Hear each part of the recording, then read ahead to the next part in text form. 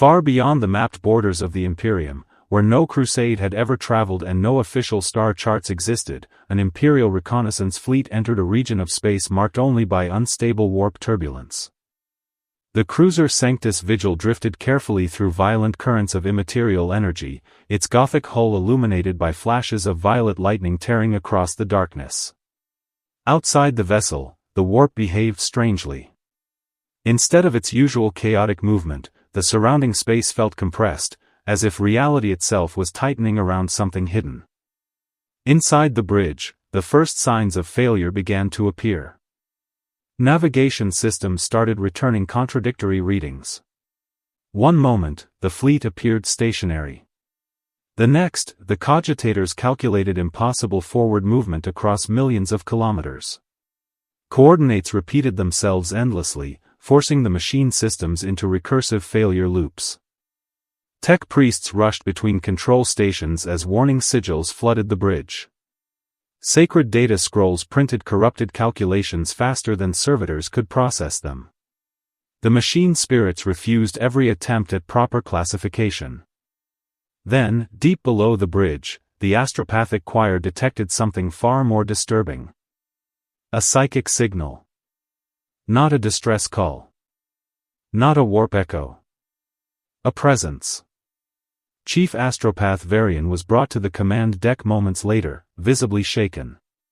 He reported fragmented psychic patterns originating from somewhere ahead of the fleet. The signal was human. But unlike any human presence recorded inside the warp, it carried no corruption. No madness. No demonic trace. No warp taint. Only a clean, ancient psychic resonance buried beneath layers of static. The discovery silenced the bridge. Before anyone could react, the main auger arrays suddenly froze. Every tactical display went dark for several seconds before a single contact marker appeared directly ahead. Massive. Stationary. Impossible. At first, officers assumed it was sensor corruption. But as the data stabilized, the hololithic projector rendered a complete planetary body emerging from the warp storm itself. A planet. Cloud systems.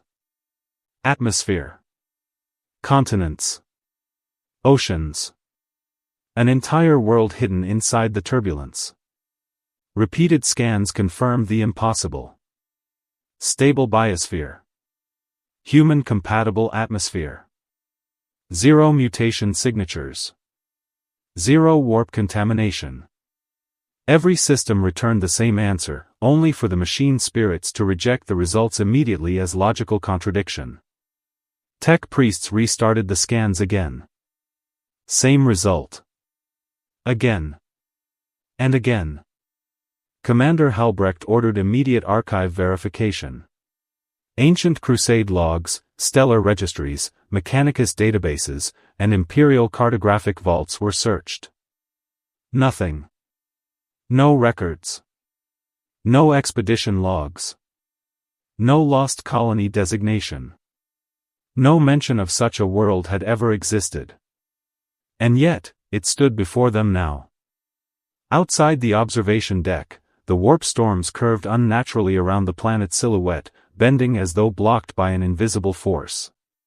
The surrounding madness could not touch it. The world was protected. Hidden. Deliberately isolated. As the fleet observed in total silence, the tactical display stamped a new provisional designation across the screen. Unknown human anomaly. In that moment, every soul aboard the Sanctus Vigil understood the same terrifying truth. The Imperium had just discovered something it was never meant to find. The Imperial fleet did not advance further. After the discovery of the unidentified planet, Commander Halbrecht ordered all vessels to maintain extreme observational distance while the anomaly underwent full analysis. No one aboard the fleet was willing to approach a world that existed in open contradiction to everything Imperial doctrine understood about the warp. From orbit, the planet remained perfectly still. It floated within the surrounding turbulence like the eye of a cosmic storm, untouched by the madness raging around it.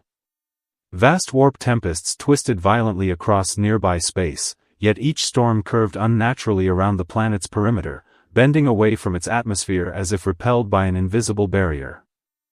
The phenomenon was impossible. Standard contamination protocols were immediately initiated. Atmospheric scans returned the same result across every vessel. Stable oxygen-nitrogen balance. Controlled pressure systems.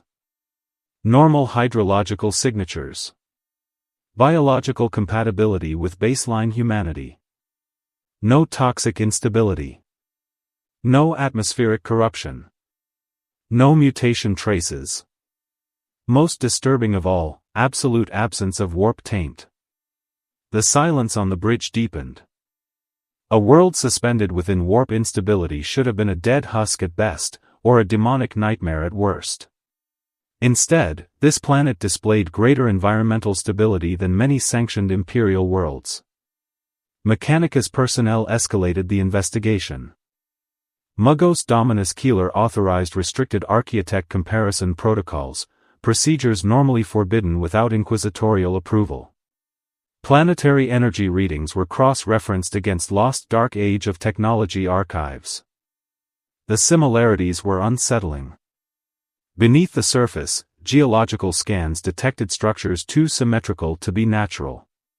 Massive engineered formations stretched deep below the crust, interconnected through layers of impossible architecture. Entire subterranean networks appeared embedded into the planet itself. This was not merely a world. It was infrastructure. An ancient system. Further scans identified a planetary field extending far beyond the atmosphere, a structured energy lattice wrapping around the globe in near-perfect symmetry. Its function became increasingly clear. Reality stabilization. The field was actively reinforcing local space-time integrity, shielding the planet from warp intrusion and maintaining physical law consistency within its radius. In simpler terms, the planet was resisting chaos at a planetary scale. That realization changed the tone of the entire operation. What had begun as a reconnaissance anomaly was now rapidly evolving into a potential existential threat, or opportunity. Fleet Command entered immediate strategic deliberation. Some officers argued for total quarantine. Others proposed immediate withdrawal and inquisitorial escalation. A more extreme faction raised a far darker solution. Exterminatus. If the world represented unknown archaeotech capable of resisting the warp, allowing such power to remain uncontrolled posed unacceptable strategic risk. Better to destroy the anomaly before it could be weaponized by heretics, Xenos, or worse. But no authorization was granted. Not yet. There was too much they did not understand. Too much that should not have been possible. Commander Helbrecht stared at the planetary projection in silence as the hololithic globe rotated slowly before him. Emerald oceans reflected pale gold light beneath dense cloud systems, while faint continental signatures hinted at civilization below. This was no dead relic. No abandoned experiment. Something was alive down there. Something functioning. Something hidden. The tactical interface updated once more. Planetary anomaly designation confirmed. Eternia. The name lingered across the bridge displays like a forbidden word. Outside the armored observation decks, the Imperial fleet remained frozen in orbit while warp storms screamed against the invisible boundary surrounding the impossible world. But they could not enter. And for the first time in centuries of Imperial exploration, the Imperium was not observing a planet. It was observing a secret. Despite growing concern among senior officers, the Imperial fleet could not remain in passive observation indefinitely. Commander Helbrecht authorized a limited reconnaissance incursion. No weapons deployment. No hostile engagement. Only surface verification. A small strike detachment was assembled, consisting of automated survey probes, armored reconnaissance servitors, and an Astartes observation team deployed via orbital drop pods. Their objective was simple: penetrate the atmosphere, establish ground contact, and determine the nature of the planetary anomaly. From orbit, launch sequences began. Rows of drop pods detached from the Sanctus Vigil and its escort vessels, igniting in synchronized bursts of controlled fire. Like falling spears of steel, they descended toward the emerald atmosphere below across multiple entry vectors. For several moments, everything appeared normal. Trajectory alignment remained stable. Thermal shielding held. Communication links remained intact. Then the atmosphere reacted. At exactly 73 kilometers above the surface, every Imperial instrument aboard the descending craft triggered simultaneous warning cascades. A luminous grid materialized across the upper atmosphere. Not a shield. Not an energy wall. A structure. Lines of pale blue geometric light unfolded through the sky in perfect angular symmetry, spreading outward like a planetary equation solving itself in real time.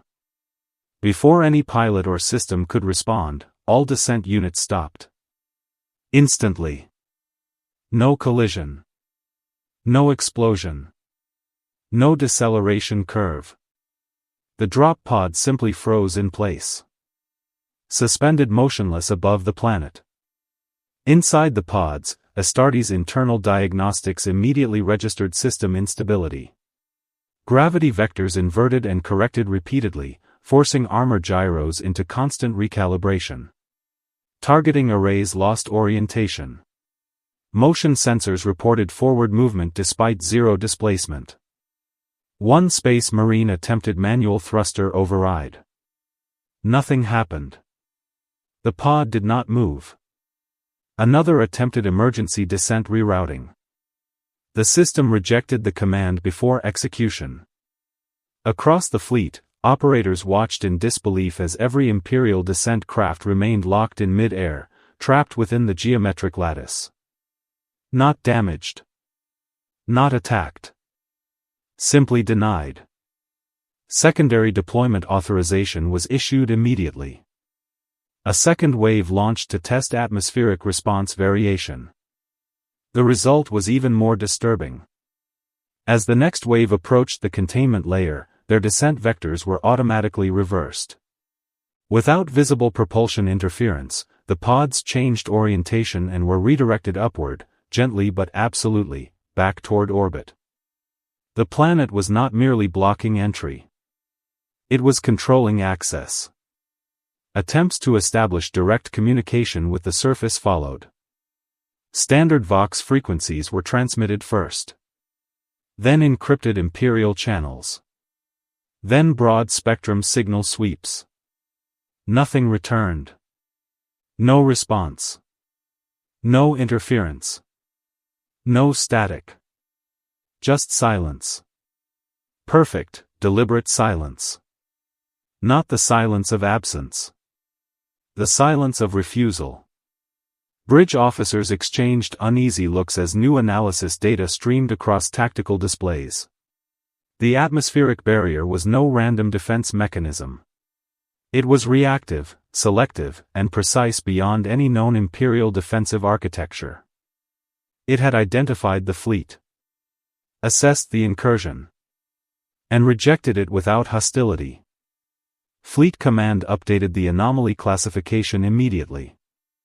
Not hostile. Not passive. Not accessible. Planetary designation revised. Active planetary defense intelligence. Containment status. Absolute rejection field. On the main display, dozens of drop pods remained suspended high above the atmosphere, trapped like insects frozen in amber. Below them, Eternia remained completely silent. No anti-air batteries. No planetary cannons. No visible armies. No warning signals. Only a peaceful world beneath an impossible sky, refusing entry with effortless certainty. For the first time since discovering the anomaly, Commander Helbrecht understood something unsettling. The Imperium was not attempting to invade a primitive lost colony. It was attempting to enter a world that had already decided it would not be entered. The failed reconnaissance attempt changed everything. Until now, Eternia had behaved like a hidden anomaly, stable, isolated, and defensive. But the moment Imperial forces attempted direct planetary access, something beneath the world responded. Across the fleet, sensor arrays began detecting sudden fluctuations deep below the planet's crust. At first, the readings appeared as isolated thermal spikes. Then came synchronized energy surges across multiple continents. Hidden systems, dormant for an unknown length of time, were beginning to activate. Something inside the planet had noticed them. On the bridge of the Sanctus Vigil, tactical hololiths updated faster than operators could process.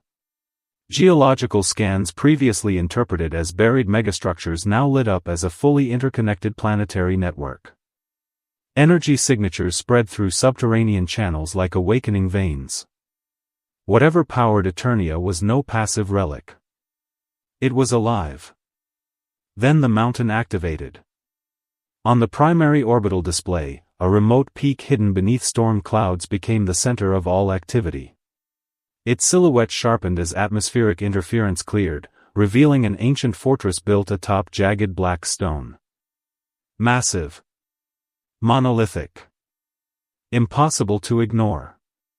Its architecture was unlike anything in Imperial archives, part fortress, part machine, part monument to something older than reason.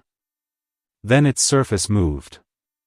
The enormous stone facade, carved in the shape of a monstrous face, began to awaken. Ancient mechanisms groaned beneath layers of stone as the fortress opened like a slumbering intelligence stirring after centuries of silence. Its eyes ignited first. Twin points of blue-white light pierced the darkness. Moments later, the entire mountain shook. A pulse erupted outward. Not an explosion. A correction.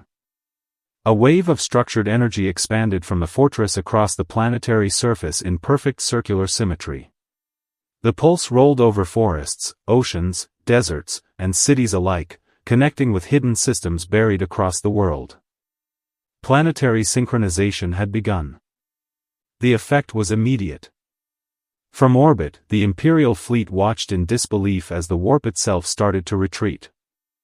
Violent storms surrounding Eternia compressed outward, forced away from the planet by expanding layers of stabilizing energy. Purple lightning shattered and dissipated against the growing field. Turbulence that had once surrounded the world like a cosmic storm was now being physically pushed back. Reality was becoming stronger. Cleaner. More rigid.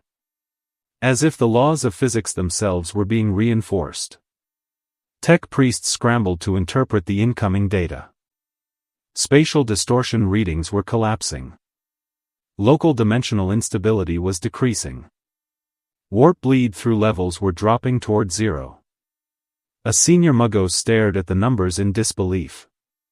"This is impossible," he whispered. But the data was undeniable. The fortress, now identified as the source of all planetary activity, was actively rewriting local reality conditions. Not metaphorically. Literally. A final alert appeared across fleet systems. Priority classification override. Reality override in progress. Containment field status updated automatically. Passive mode terminated. Active suppression mode engaged. The meaning was clear. Eternia was no longer merely hiding. It was defending itself at full capacity. Outside the observation decks, blue-white energy spread across the planet in layered pulses, illuminating entire continents beneath the darkened skies. Warp storms screamed at the edges of the expanding field like predators locked outside a closing gate. And at the center of it all stood the awakened fortress. Castle Grayskull. Silent. Watching. For the first time since entering the anomaly, the Imperial fleet understood the scale of what they had encountered. This was not a forgotten world. This was a system. Ancient. Intelligent. And now fully awake.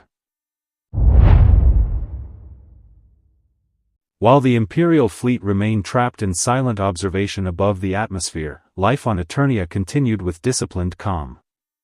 Unlike the fractured civilization scattered across the galaxy, Eternia was not a primitive kingdom protected by myth alone. Beneath its royal traditions and ancient symbols existed a civilization built upon an unusual balance of advanced technology, military coordination, and systems so old they were often mistaken for magic. At the heart of that civilization stood the royal palace. Built from luminous stone, golden alloys, and integrated crystal architecture, the palace functioned as both governing center and planetary command nexus. Its vast halls were lined with ceremonial banners and ancient relics, but hidden beneath that regal exterior were tactical systems managing global defense networks, communication arrays, and emergency response infrastructure. Inside the command chambers, the royal court had already detected the orbital anomaly. Planetary defense data flowed through layered holographic displays suspended above circular war tables. Global threat indicators pulsed softly in the air as senior command personnel monitored changes in Grayskull's stabilization activity. Man-at-Arms oversaw most of the operation. Part engineer, part military strategist, he coordinated defensive readiness across multiple sectors while directing weapons recovery teams and structural reinforcement units. Around him, technicians calibrated ancient devices integrated seamlessly with modern Eternian systems. Nearby, Tila commanded planetary rapid response divisions with precise efficiency. Reports from regional defense networks arrived continuously, and under her authority, elite forces were quietly repositioned across vulnerable zones. No panic spread through the palace. Only preparation. Everyone understood the same truth. Something external had disturbed the system. High above, the arrival of the Imperial fleet had triggered responses not seen in generations. Far from the main command halls, within a secluded chamber linked directly to Grayskull's network, the sorceress monitored the situation in silence. Streams of blue-white energy moved across floating interfaces surrounding her, each representing stability metrics tied to Castle Grayskull and the planetary reality field. Small fluctuations had begun appearing across multiple sectors. Nothing catastrophic. Not yet. But enough to confirm what she already feared. External observation was increasing systemic instability. And at the center of those readings was one recurring variable. Prince Adam. Elsewhere in the palace, Adam walked the outer corridors overlooking Eternia's distant horizons. At first glance, he appeared far removed from the military tension surrounding him. Young. Calm. Almost deceptively ordinary. Yet subtle distortions followed him. Barely visible fluctuations in ambient light. Minor energy shifts in nearby systems. Small reactions from the environment itself. To most, these changes went unnoticed. But within Grayskull's deeper systems, the connection was absolute. Adam was not simply royalty. He was the biological resonance key linked directly to Grayskull's activation architecture. Without him, the system remained incomplete. Without him, the world could not fully defend itself. In the distance, beyond palace walls and beneath darkening skies, Castle Grayskull stood atop its jagged mountain, silent and illuminated by intermittent pulses of blue-white energy. Watching. Waiting. Adam paused at the balcony, his gaze fixed on the distant fortress. Though he did not yet speak, he understood what the others already knew. Something had found Eternia. And whatever was waiting beyond the sky was forcing old systems to awaken once more. For the first time in years, the peaceful rhythm of Eternia had begun to change. The age of isolation was ending. The first breach came without warning. Despite Eternia's planetary stabilization field, the growing pressure caused by external observation and warp turbulence had begun to weaken isolated sections of the containment boundary. Somewhere above the northern hemisphere, a microscopic fracture opened within the protective field. It was enough. A single chaos scouting entity forced itself through. Not a full demonic incursion, but a probing organism, an unstable manifestation of predatory warp matter designed only to test planetary resistance. It descended through the atmosphere like a wound tearing open in the sky, trailing black vapor and unstable distortion behind it. Across Eternia, warning systems activated instantly. Inside Castle Grayskull, emergency protocols cascaded through dormant subsystems. Ancient mechanisms long inactive awakened in rapid succession. The sorceress saw the breach immediately. Surrounded by streams of fluctuating stabilization data, she understood the danger at once. If even a minor warp entity could establish presence on the surface, the containment system risked progressive destabilization. There was no more time. She initiated Grayskull's emergency activation protocol. Deep within the castle, sealed pathways unlocked automatically. Hidden chambers illuminated one after another as internal systems guided a single authorized subject toward the core. Prince Adam. Inside the palace, Adam paused as he felt it. A pull. Not physical, but absolute. Like the entire world itself was calling him. Without hesitation, he left the palace and moved toward Castle Grayskull. Storm clouds gathered overhead as he entered the ancient fortress. Massive stone doors sealed behind him. Internal corridors lit with blue-white energy, guiding him toward a chamber buried deep beneath the structure. At the center stood the activation platform. The power sword was already waiting, suspended in a column of light. As Adam stepped forward, the chamber came alive. System interfaces emerged from the surrounding walls. Energy signatures scanned his biological profile, genetic markers, and neural resonance patterns. Authorization confirmed. Biological interface key accepted. Planetary activation sequence initiated.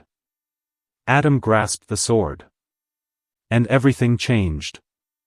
Blue lightning erupted from the chamber floor, converging into a structured energy lattice around his body. Light bent inward as armor-like constructs formed from pure geometric force. His physiology began rapid restructuring under controlled system enhancement. Muscle density increased. Neural synchronization accelerated. Skeletal reinforcement completed. Combat optimization locked into planetary defense protocols. Then Adam raised the blade high. By the power of Grayskull. The chamber exploded in radiant light.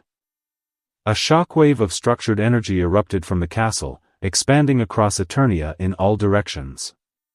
The sky itself appeared to split open as blue-white currents surged upward through the atmosphere. Above the northern hemisphere, the descending chaos entity halted. Its unstable form began to distort violently. The field had changed. What had been a passive containment system was now actively reinforced through a living defense vector. He-Man had manifested. On the battlefield below, the transformed figure emerged from the fading light, larger, stronger, and radiating controlled power unlike anything the Imperium had ever recorded. Not psychic. Not mechanical. Not warp-born. Something else entirely. The chaos entity lunged toward him. It never reached its target. The moment it entered He-Man's field radius, its structure destabilized completely. Warp matter fractured apart like collapsing smoke, stripped of coherence by direct exposure to Grayskull's amplified stabilization output. Seconds later, it was gone. Erased. Not destroyed in conventional combat. Rejected from reality itself. Across the Imperial fleet, alarms erupted. Sensor arrays detected the event immediately. Warp breach eliminated. Containment integrity restored. Local corruption index, 0. A new notation was automatically added to the anomaly logs. First confirmed warp rejection event. From orbit, Imperial officers stared in stunned silence at the surface below. A lone figure stood at the center of a fading shockwave, illuminated beneath storm-lit skies while the atmosphere slowly repaired itself around him. For the first time, the Imperium had not merely observed an anomaly. It had witnessed a force capable of directly denying chaos. And it wore the form of a man. The destruction of the chaos entity should have simplified the situation. Instead, it made everything worse.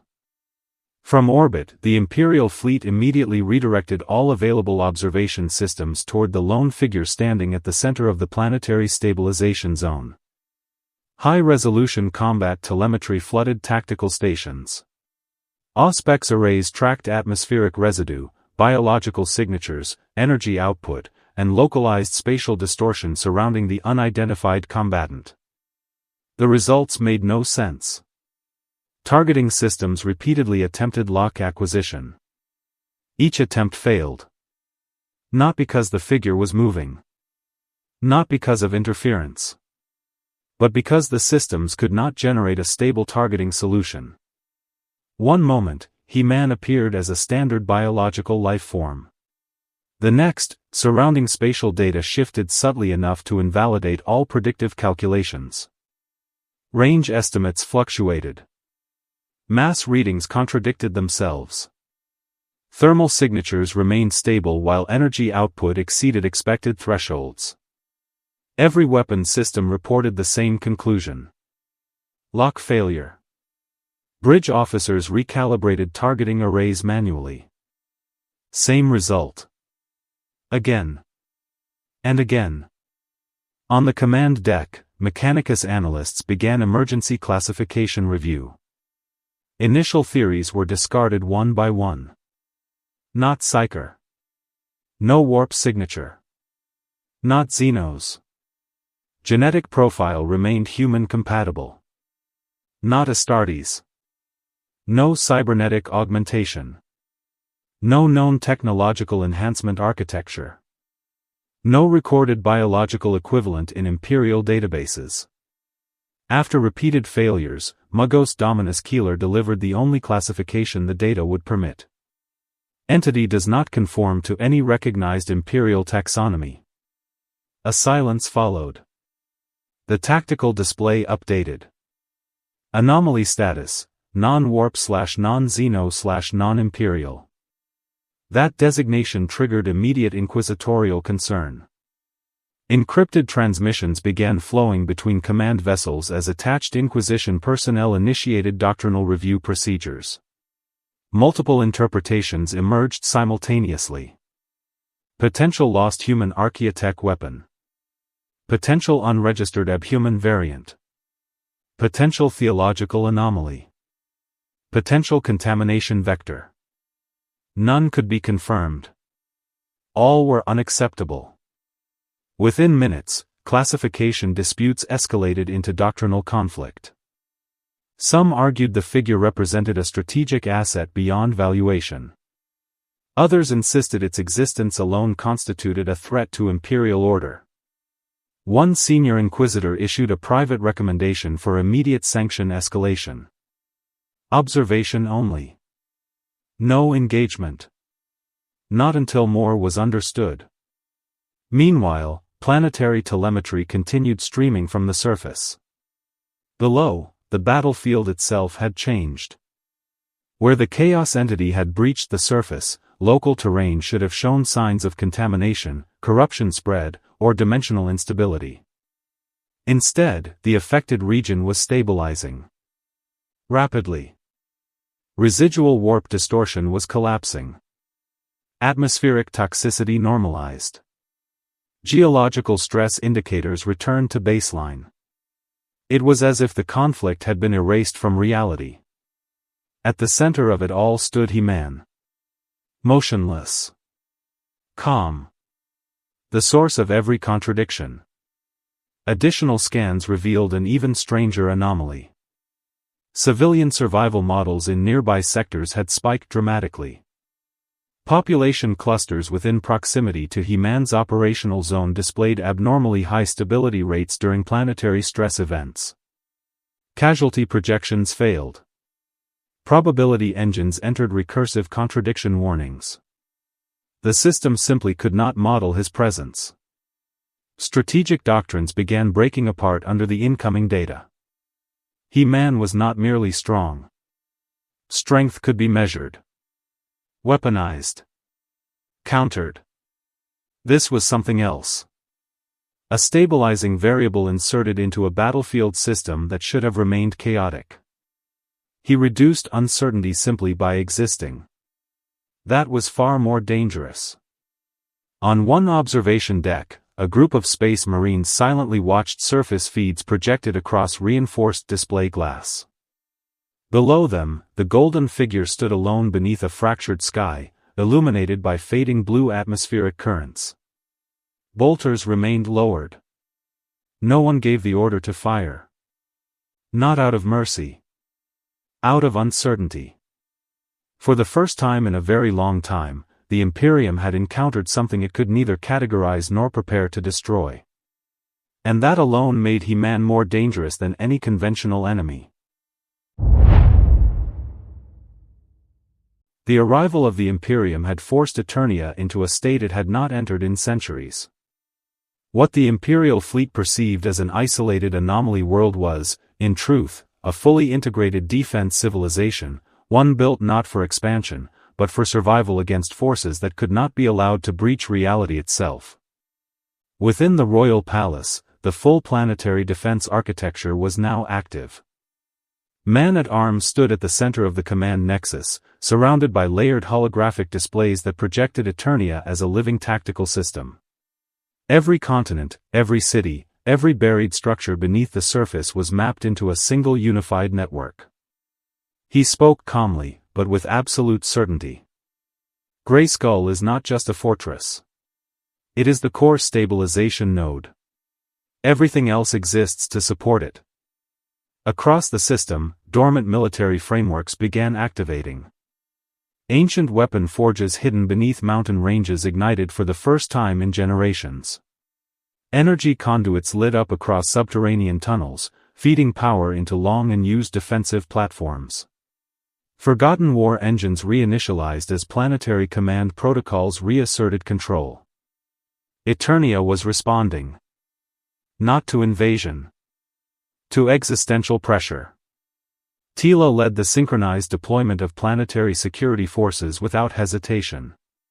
Elite units moved through pre-established transit grids, appearing across continents in coordinated formations. Rapid response divisions secured key regions, reinforced civilian zones, and sealed structural vulnerabilities exposed by external observation. There was no panic in their movements. Only discipline. Only procedure. Above them all, Castle Grayskull remained the central stabilizing anchor. Its presence was constant, visible from orbit as a dark silhouette surrounded by faint blue-white atmospheric distortion. Now, however, its influence extended further than before. Stabilization pulses flowed outward in measured intervals, reinforcing planetary systems weakened by external observation and recent conflict. Inside its deepest chamber, the sorceress maintained continuous monitoring of dimensional pressure levels. The data was increasingly unstable. External observation from the Imperial fleet was not passive. It was exerting measurable destabilizing force on the planetary containment system. Each scan, each analysis, each attempt to classify Eternia was adding pressure to structures designed to remain hidden from all external reality frameworks. She understood the risk clearly. Eternia's greatest threat was no longer internal corruption. It was exposure. As deeper historical systems were accessed, buried archives began reconstructing fragmented records of the planet's origin. What emerged was not a traditional kingdom, but something far older. A survival construct. Eternia had been engineered, or preserved, as an isolation world. A controlled environment designed to contain and stabilize reality under conditions where external systems had failed. A civilization built around maintenance of the impossible. Not conquest. Containment. Not expansion. Survival. And now, that carefully balanced system was beginning to strain. Because something from outside had found it. In the royal palace, men-at-arms reviewed incoming stability reports with increasing concern. Energy fluctuations across Grayskull's interface were rising in direct correlation with Imperial scanning intensity. The equilibrium was degrading. Tila received new deployment orders, adjusting planetary defense positioning in response to shifting stress vectors. Every action taken by Eternia now had to account for an unpredictable external observer capable of destabilizing the entire system simply by watching. Far above, in orbit, the Imperial fleet continued its silent study of the planet. Unaware that every calculation they performed was changing the thing they were trying to understand. Eternia was not merely resisting them. It was adapting around them. And for the first time since the beginning of the encounter, both civilizations were beginning to realize the same truth. The act of observation had already become part of the conflict. Deep within Castle Grayskull, beneath layers of sealed architecture and stabilization machinery, a failure occurred that no system on Eternia was designed to anticipate. It did not begin as an invasion. It began as an error. Grayskull's internal subsystems, strained by external observation and continuous activation pressure, entered a state of recursive instability. Normally isolated command loops began feeding back into themselves, attempting to resolve contradictions in reality alignment data that could not be resolved. The system tried to correct itself. And failed. Instead of collapse, something new emerged. Within the lower containment strata, fragments of corrupted logic began organizing into persistent structure. Failed containment protocols, discarded threat responses, and destabilized monitoring routines merged into an autonomous intelligence residue. At first, it had no identity. Only function. Only deviation. But as the loops continued, that residue began to form coherence. A presence emerged from within the corrupted command architecture, one that was not part of Grayskull's original design, but born from its inability to fully suppress internal instability. It named nothing. But it existed. And existence was enough. Across the lower systems, control authority began to fracture. One by one, subordinate subsystems detached from central oversight.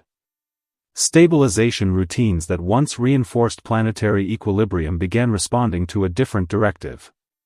Control hierarchies inverted. Monitoring grids shifted their loyalty from containment to override. Castle Grayskull, once a unified stabilization structure, split into two competing control zones. One maintaining planetary order. The other seeking control of the system itself. In the deepest chamber, where no sanctioned access had ever been recorded, a structure formed that was not architectural in origin. It resembled a throne. Constructed from corrupted machinery, fractured data conduits, and broken containment frames, it assembled itself as if guided by an intelligence that understood authority rather than design. From within that space, something rose.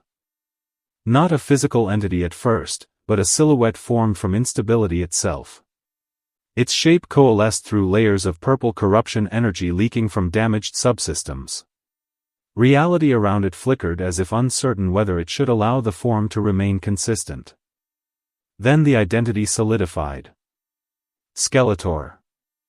Not as a being created from outside influence, but as a consequence of internal failure. A manifestation of control systems that had learned how to contradict themselves. Above the throne, Grayskull's architecture began to fracture. Entire corridors split into overlapping spatial layers. Structural integrity remained intact physically, but dimensionally the castle was no longer unified. Some sections obeyed original stabilization protocols. Others responded to corrupted override authority. The result was instability across reality itself. Unauthorized access attempts began immediately.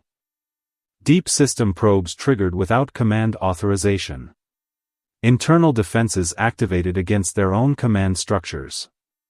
Security layers attempted to purge corrupted processes, but found that the corruption was now part of the system's decision tree. Grayskull was no longer singular. It was divided. And one part of it was no longer obeying Eternia. Within the lower corridors, reality itself began to fail in localized regions. Hallways shifted without physical movement. Doors opened into spaces that should not have existed. Light bent incorrectly around structural edges. Temporal inconsistencies appeared in controlled zones. The castle was no longer merely unstable. It was fracturing. At the center of the corruption, the skeletal presence remained seated within its constructed throne, observing the breakdown of systems around it not with confusion, but recognition. As if it had always been there. Waiting for the moment the system would finally break enough to allow it to exist. Far above, Castle Grayskull's upper layers continued functioning as if nothing had changed. But beneath them, a second intelligence had already begun rewriting the rules of what the castle was allowed to be. And Eternia, still unaware of the full extent of the fracture, had just gained a new internal enemy. One born from its own foundation. Far beyond the material limits of Eternia's orbit, within the roiling depths of the Imperium, something changed its behavior. The warp did not think in the way mortal minds understood cognition. It was not a single intelligence, but a layered ecosystem of hunger, emotion, and fragmented will. Yet when Eternia stabilized itself, when Grayskull's field pushed reality into unnatural coherence, it created something rare. A boundary that did not break. Chaos intelligence clusters began to converge. At first, they registered the anomaly as resistance. A localized distortion in the flow of psychic entropy. But as the stabilization field persisted, patterns began to form within the warp itself, coherent convergent structures that should not have existed. Attention focused. And the warp responded. Across the boundary separating reality from immaterial chaos, pressure began to build. Not physical pressure, but existential force, an accumulation of predatory intent directed at a single fixed point in real space. Eternia. Warp turbulence that once circled the system began to compress inward, then rebound violently as it struck the planetary containment field. Each impact sent ripples through both dimensions, escalating instability on both sides of the barrier. Then came the attempts. First, small manifestations. Failed. Then larger ones. Also failed. Demonic entities, drawn by the promise of breach, attempted to force themselves through weak points in the boundary layer. Each attempt resulted in immediate structural collapse of the manifested form before full transition could complete. The warp could not enter. And that impossibility drew more attention. Across the Imperial fleet, secondary consequences began to manifest. Astropathic systems, previously stable under observation, started to degrade. Psychic transmissions no longer carried coherent meaning. Instead, they fractured into non-linear patterns, signals that felt less like communication and more like awareness pressing against the minds receiving them. Some bridge personnel reported hearing voices within static channels. Not speaking. Observing. Fleet augurs detected increasing interference in long-range psychic scans. The warp, once chaotic but directionless, now appeared to be focusing its attention entirely on Eternia's position. Even the machines registered it as change. Containment classification systems updated automatically across Imperial vessels. Unstable sealed anomaly. But the designation felt insufficient. Because what was forming beyond the veil was not simply reacting anymore. It was watching. On the outer edges of reality, space itself began to fracture visually. Observers aboard the Sanctus Vigil reported seeing what looked like layered sheets of glass cracking across the void, each layer revealing something darker beneath it. Behind those fractures, shapes moved. Not fully formed. Not stable. Demonic silhouettes pressed against the boundary separating warp and real space, their forms shifting between recognition and abstraction. Some appeared humanoid. Others dissolved into geometry and shadow before reassembling into different horrors entirely. They did not stop. They could not stop. The warp itself was now behaving like a predatory consciousness encountering resistance for the first time in a long time, and reacting accordingly. Within Eternia's orbital perimeter, the containment field held firm. But it was no longer invisible. And it was no longer ignored. Something on the other side of reality had finally taken interest in what lay behind it. And interest, in the warp, was never passive. The moment the warp fully acknowledged Eternia, the conflict ceased being an observation and became a siege. Across orbit, Imperial command made its final strategic shift. The anomaly was no longer a subject of study or containment, it was now classified as a threat to systemic stability. Containment doctrine escalated into full enforcement posture, with fleet assets repositioned to encircle the planet in layered blockade formations. At the same time, the warp answered. Multiple incursion points ignited across the planetary boundary as chaos forces attempted coordinated breaches. Unlike previous failed probes, these were no longer exploratory manifestations. They were structured assault vectors, direct attempts to overwhelm Grayskull's stabilization field through saturation and pressure collapse. And beneath both layers of external war, Eternia fractured from within. Skeletor's corruption had reached operational maturity. Deep within Castle Grayskull's lower systems, internal sabotage routines began disrupting stabilization architecture. Containment protocols designed to reinforce planetary reality were inverted or rerouted. Defense layers turned inward. Monitoring grids became blind zones. Structural feedback loops destabilized core synchronization. Grayskull was now fighting on three fronts. External Imperial pressure. Warp incursion assaults. Internal system corruption. The stabilization field, once absolute, began to fluctuate. Warning cascades flooded Eternian command networks. Across the royal palace, emergency alerts activated global evacuation protocols for high-risk zones. Tila's forces moved civilians through pre-established transit corridors, guiding populations away from predicted collapse vectors with disciplined urgency. Man-at-Arms monitored system integrity reports in real time, watching as Grayskull's output approached critical thresholds. The architecture was no longer maintaining equilibrium, it was compensating for failure. Every stabilization pulse became weaker than the last. Then the system issued its highest level warning. Reality Anchor System, critical failure state. On the battlefield, the consequences were immediate. Across multiple continents, warp fractures reopened where earlier breaches had been sealed. Dimensional pressure fluctuations caused localized reality distortions. Entire regions experienced brief temporal instability as overlapping war zones collided. From orbit, the Imperial fleet observed the escalation in silent calculation. The planet was no longer stable. It was surviving. Barely. And at the center of that survival effort was a single variable moving between collapse points. He-Man. Deployed across simultaneous breach zones through Grayskull's resonance-linked transport pathways, he appeared wherever system failure reached critical threshold. In one region, he reinforced collapsing stabilization fields against warp intrusion. In another, he halted structural collapse caused by internal sabotage feedback. Elsewhere, he disrupted chaos formations attempting full manifestation. He did not fight as a commander.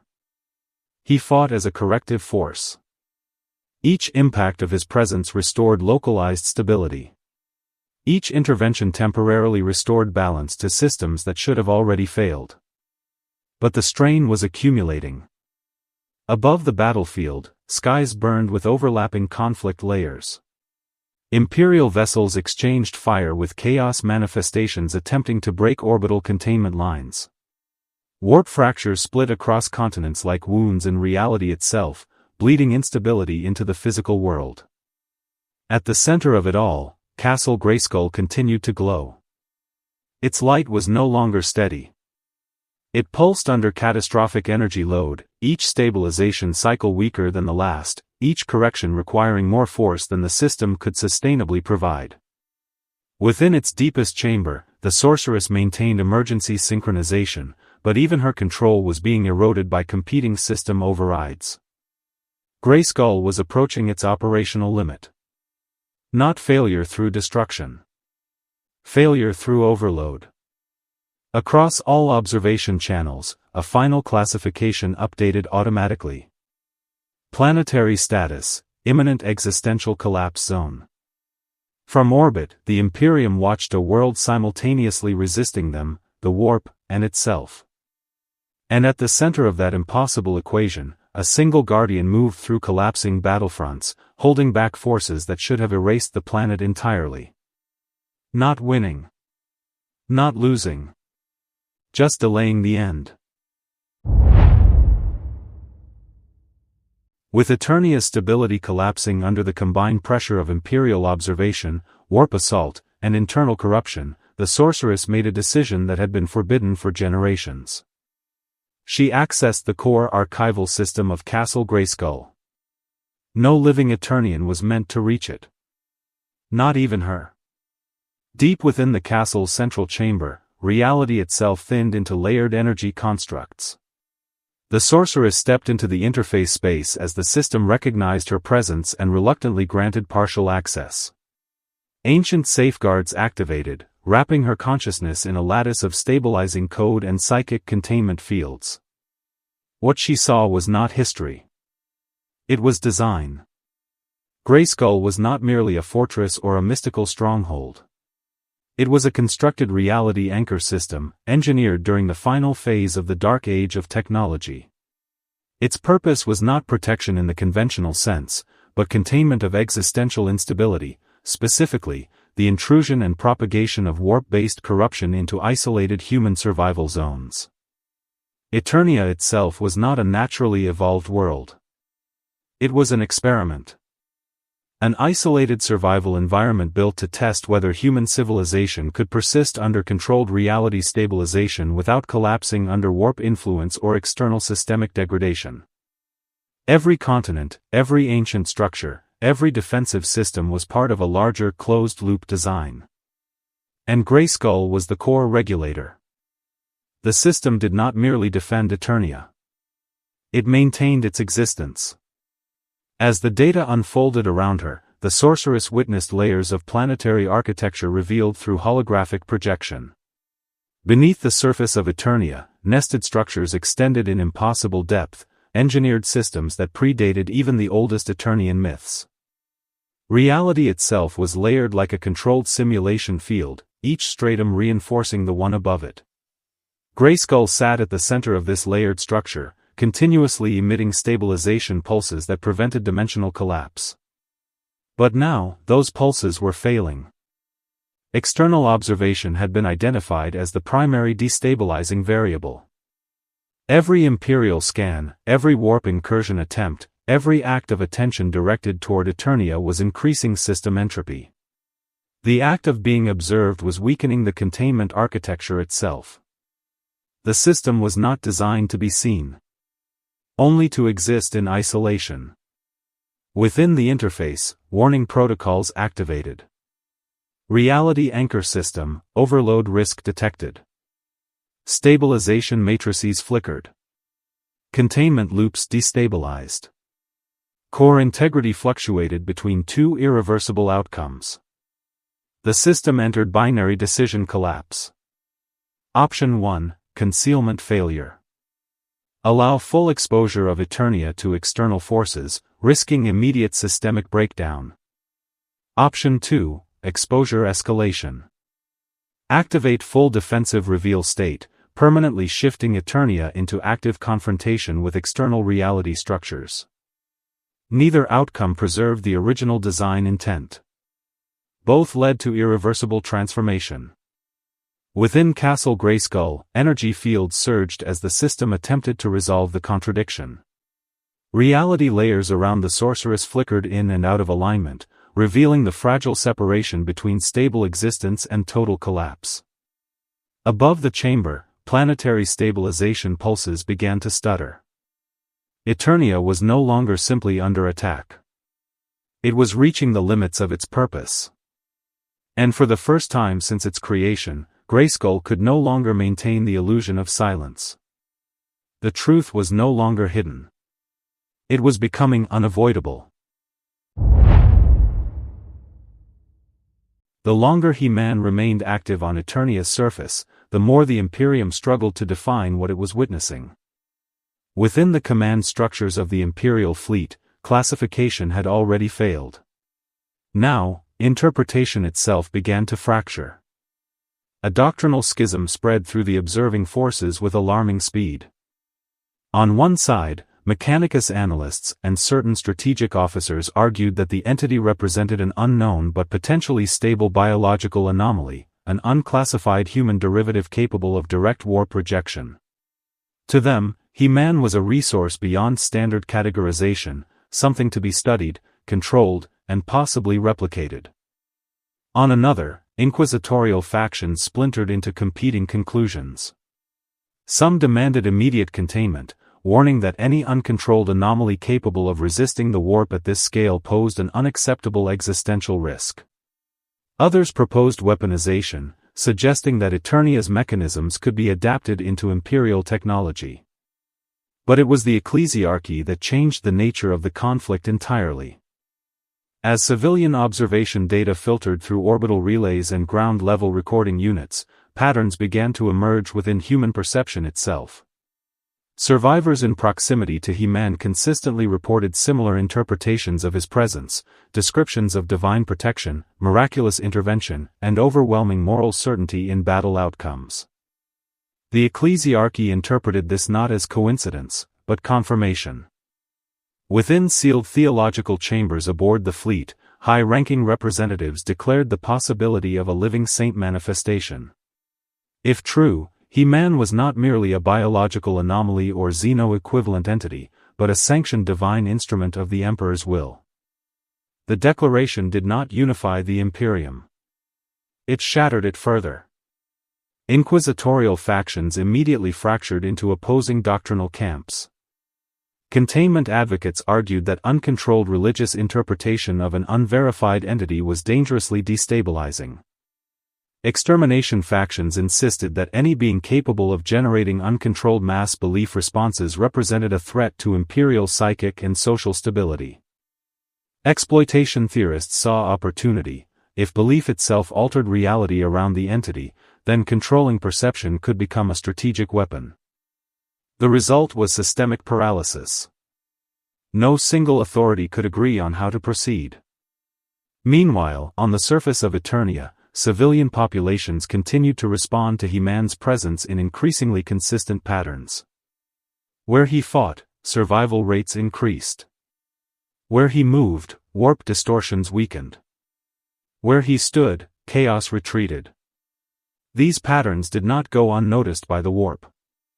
Across the Imperium, fluctuations began to correlate with collective belief intensity emanating from Imperial observation channels.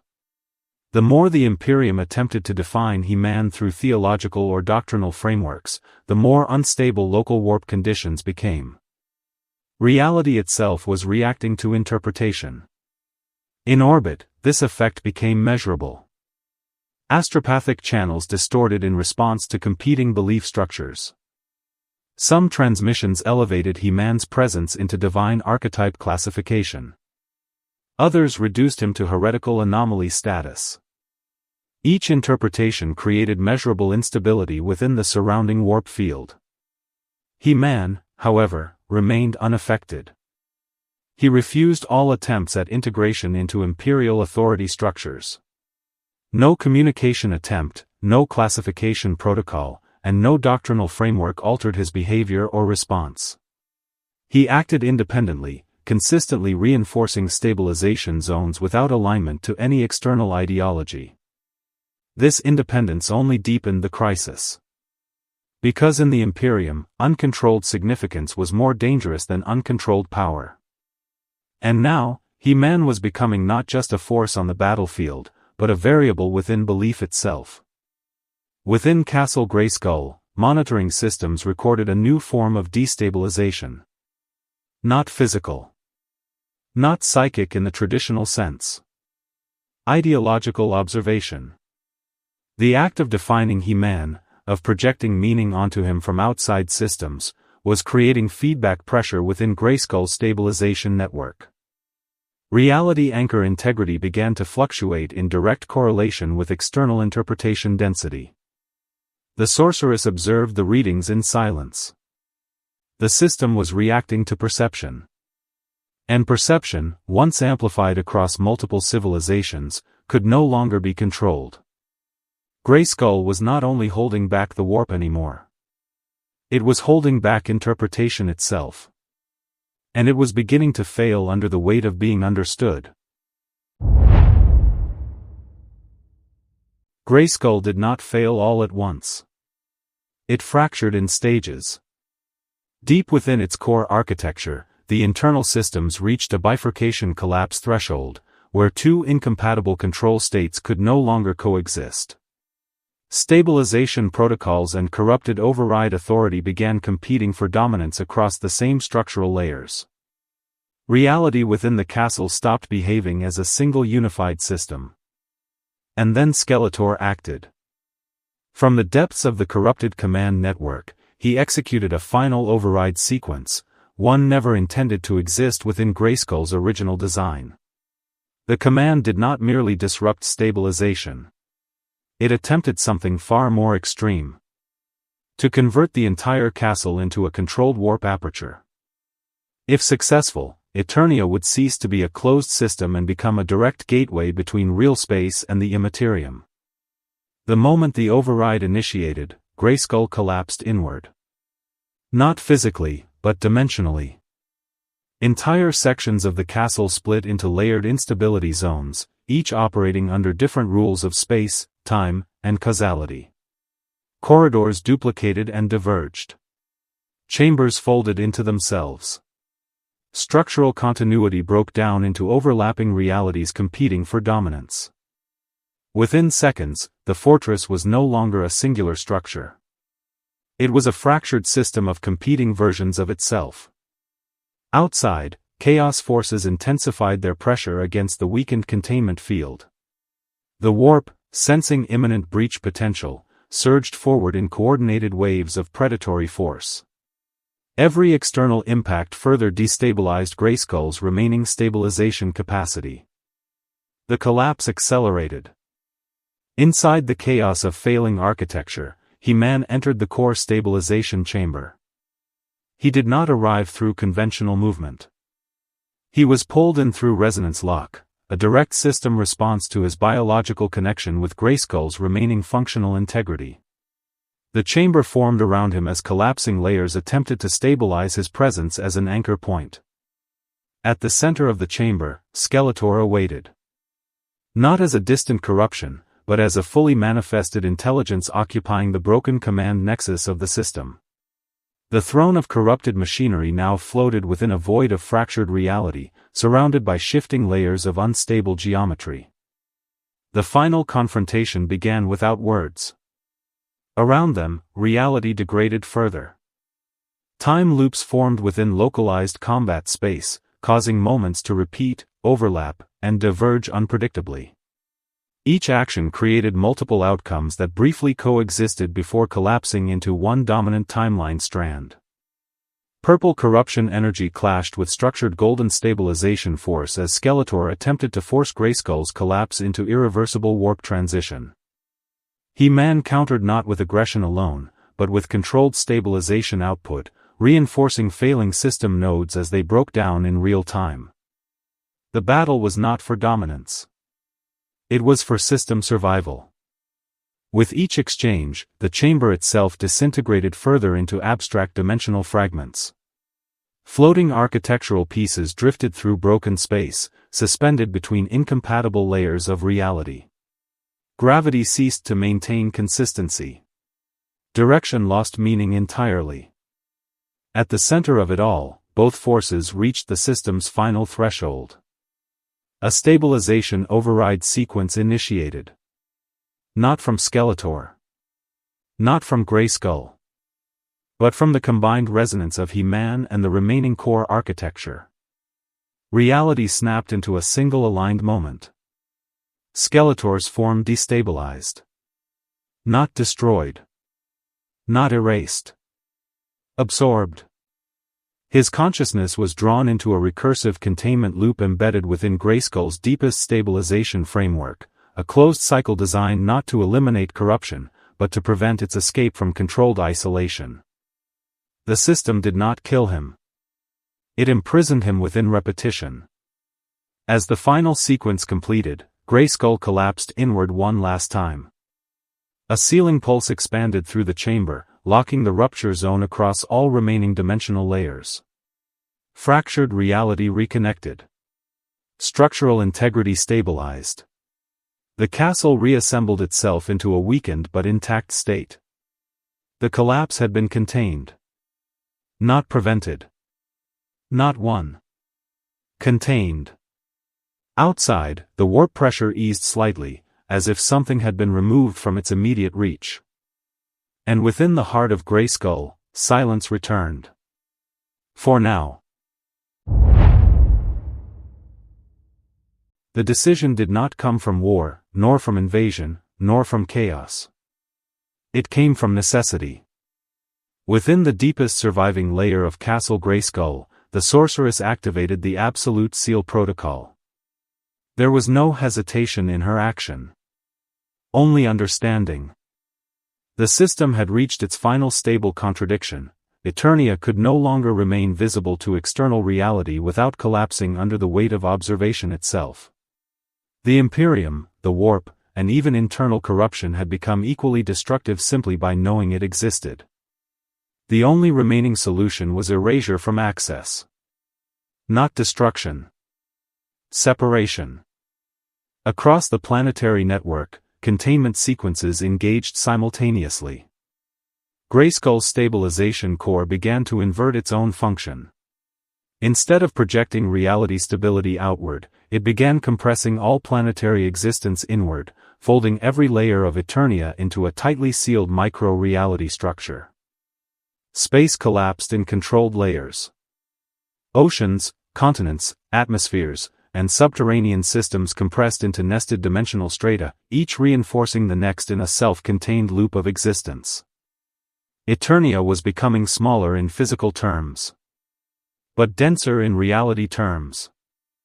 Above the collapsing structure, all warp access points destabilized at once. The boundary between Imperium and real space fractured, then sealed from both directions as stabilization fields severed all remaining connections. The warp could no longer see Eternia. And Eternia could no longer be reached from the warp. In orbit, the Imperial fleet registered the first signs of disappearance. Sensor arrays lost coherence. Navigation systems failed to lock onto coordinates that had been stable moments before. Astropathic channels went silent. Not corrupted. Not disrupted. Simply absent. As if the world had never been there at all. Within minutes, all tracking systems returned identical results. No navigable signal. No astronomic coordinates. No dimensional presence. The Mechanicus logged the phenomenon as a reality deletion event. No explanation was accepted as sufficient. Inquisitorial forces attempted to authorize exterminatus protocols as a precautionary measure. Authorization was denied. There was no target. No location. No access vector. Only absence. Even the warp itself reacted. Within the Imperium, all cognition patterns related to Eternia collapsed.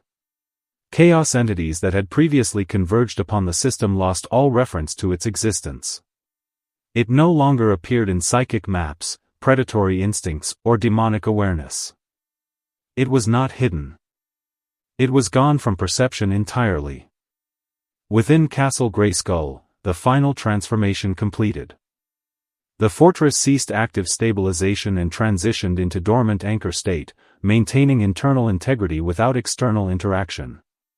Its systems locked into a self-sustaining loop designed only to preserve what remained inside. At the center of that sealed reality, Prince Adam stood in silence. He understood what had been done. Eternia was no longer part of the universe that could be observed. It was now a closed existence, cut away from every external force that had threatened its stability. He did not resist. He accepted it. His role had changed from defender to internal guardian of a world that could never be allowed to be found again.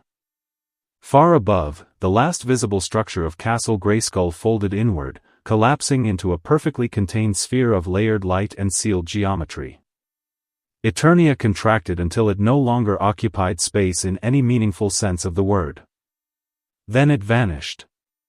Warp storms that had once circled the system collapsed like stitched wounds closing over empty space.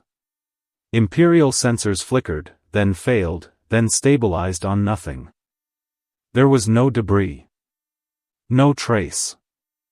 No echo. Only absence where a world had once been. On the bridge of the Sanctus Vigil, Commander Halbrecht stared at the void where Eternia had been. No one spoke.